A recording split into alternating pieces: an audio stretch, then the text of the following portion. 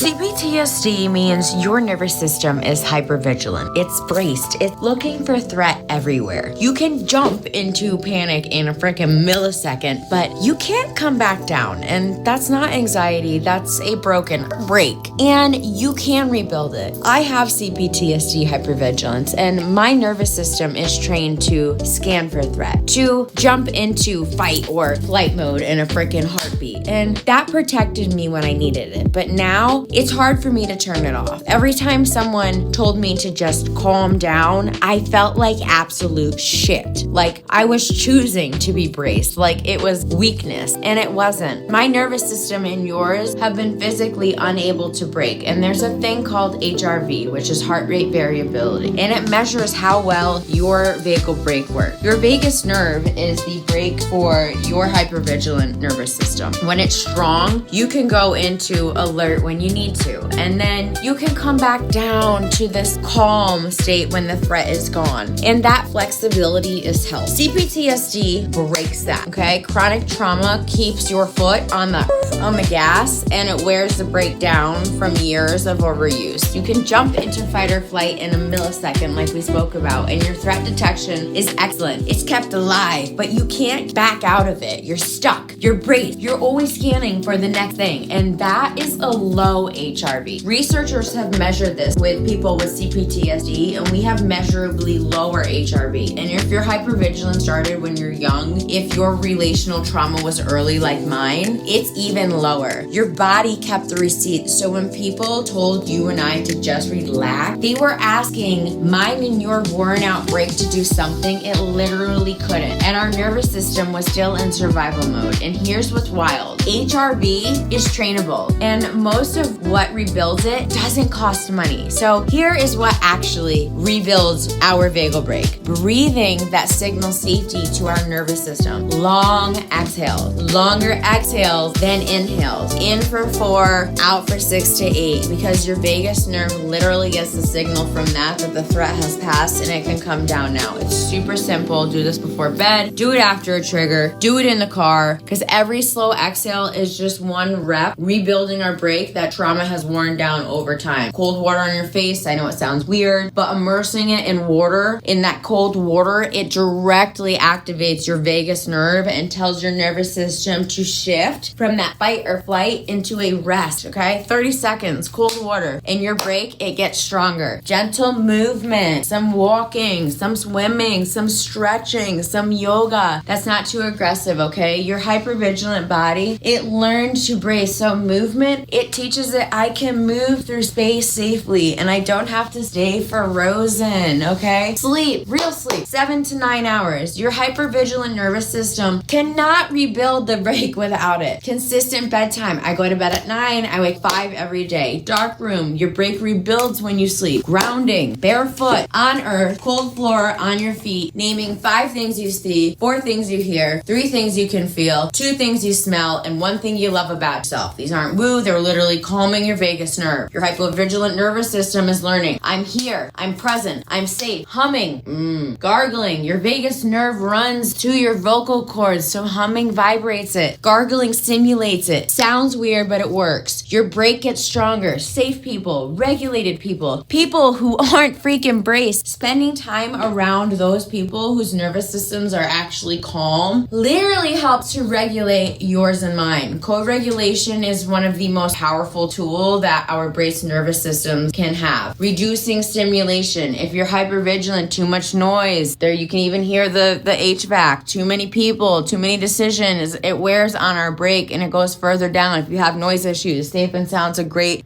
book to read. We need to protect our quiet. We need to protect our solitude, protect our time, protect our needs. Our system needs recovery time. So cutting stimulants, cutting caffeine, sugar, energy drinks, they feel like they help, but they keep your sympathetic nervous system lit the F on fire, and they keep your brake engaged and tired. So cutting them lets your brake rest. Touch, safe touch, massage, someone holding you, a weighted blanket. Your braced nervous system is touch starved. Safe touch rebuilds the break. Saying no. Your hypervigilance learned to say yes to frickin' everything. Scanning other people's emotions. Exhausting yourself trying to stay safe. Saying no is literally what rebuilds your break. You're telling your nervous system that I matter. My energy matters. I get to set boundaries. None of this requires money or doctors or anything fancy Nancy, okay? Your CPTSD break didn't break, because you're weak. It wore down because you've spent years or decades like myself in survival mode, and now you get to rebuild it by teaching your nervous system over and over and over and over and over again that damn threat has passed. So right now, one inhale through your nose, out through your mouth longer, and that is one rep. Do it again tomorrow and the day after and the day after, because you're not broken, sweetie. You're rebuilding. You've got this, and I believe in you. Bye!